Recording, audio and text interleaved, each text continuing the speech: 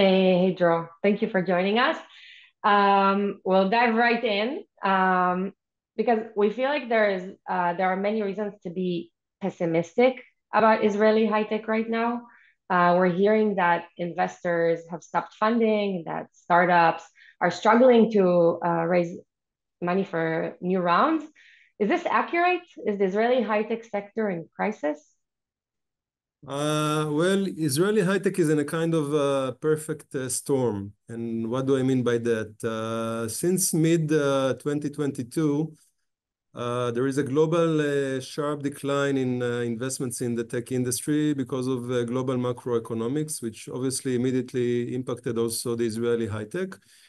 And then at the beginning of 23 started the political turmoil here locally. And since October 7th, we are in a state of war. And this is obviously very challenging from many aspects, not just fundraising, but also people that were called for army duty and so on and so forth. Having said that, just last week, we have issued a report of 1 year into the war for the Israeli high-tech. And actually, the numbers are quite surprising. Since October 7th, Israeli startups raised about $9 billion, which is more or less the average of 2019, 2020, just before the bubble years of 21 and 22. So this is a very good indication. Another indication is that we always compare ourselves to other tech hubs in the world, and in absolute numbers, Israel is ranked number 3 in terms of fundraising after the Silicon Valley and the New York metropolitan area. So even though we are in a state of war and also in this perfect storm that I've mentioned, still Israeli startups manage to raise money. It's more difficult than before. Maybe the rounds are smaller, sometimes with down round in terms of valuation. Sometimes it takes a longer time to raise the fund, but eventually they succeed. And they succeed because it's great companies, great entrepreneurs solving big problems for humanity and for economy. So investors still invest. It's not like there are no challenges. You know, very early on when the war started, the slogan of Israeli tech delivers no matter what was invented.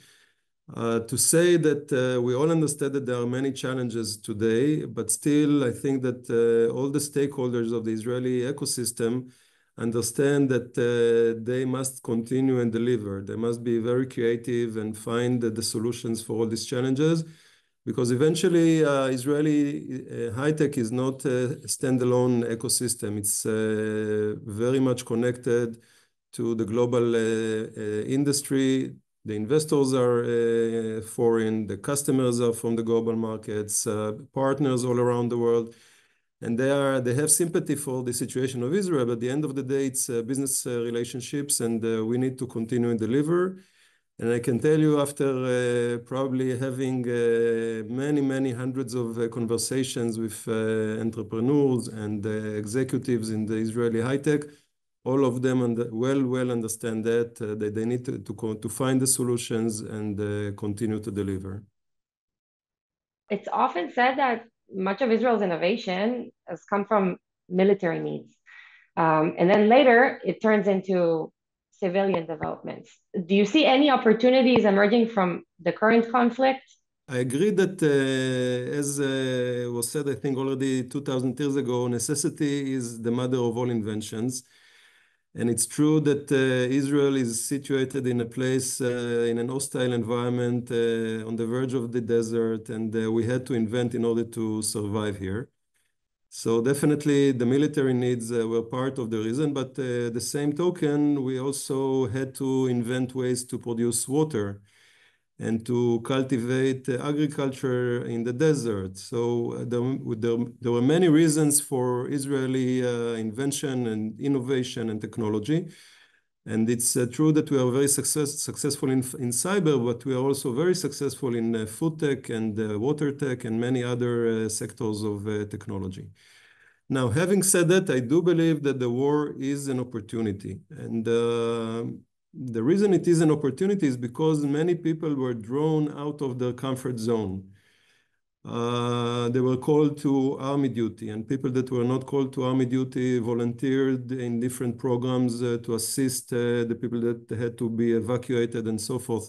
So people, once they were drawn out of their comfort zone, they met new people, they saw new needs. And this is, I believe, the true potential here, to see maybe after the war, a quote unquote baby boom of new startups, because people saw new needs and people met new people and got connected and decided to become entrepreneurs of new startups. What you just said sounds like the most Israeli thing. And that's what pushes us to be better and more connected. Okay. Hang on, I think we have an alarm here.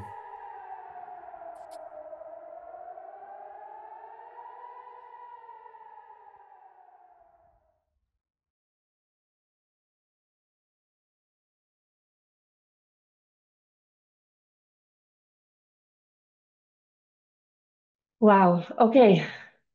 Last question, Dror. Are you personally optimistic? Well, I'm an optimistic person by nature, and for sure to fulfill the current job that I do, I need to be optimistic.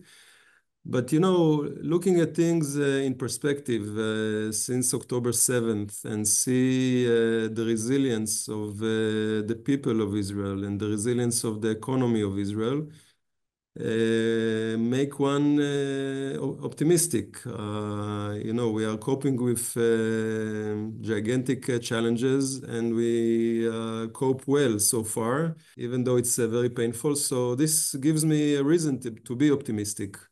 And you know, in the end of the day, when you look about specifically about the tech sector, the fundamentals did not change.